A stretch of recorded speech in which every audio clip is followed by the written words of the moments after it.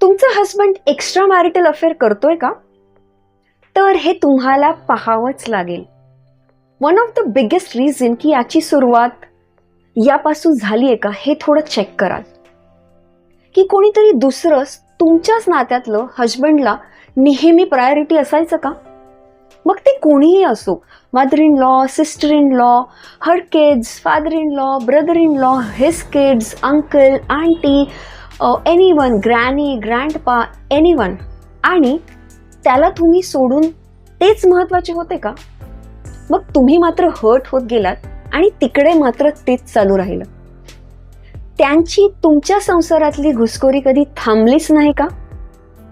आणि आता तर एवढी मोठी घुसखोरी झाली आहे की डायरेक्ट एक्स्ट्रा मॅरिटल अफेअर.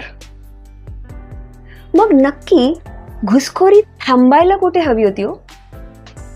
आणि काय या घुसखोरीचं कारण हस्बंडचा त्यांच्यावरचं प्रेम नसून मोह हे होतं का? आज जे होतंय तो नक्की प्रॉब्लेम आहे की परिणाम? आणि काय खरंच प्रेम आणि मोह यातला फरक समजणं एवढं अवघड आहे का हो, की माणूस इतका वेगळ्या मार्गाला जाईल?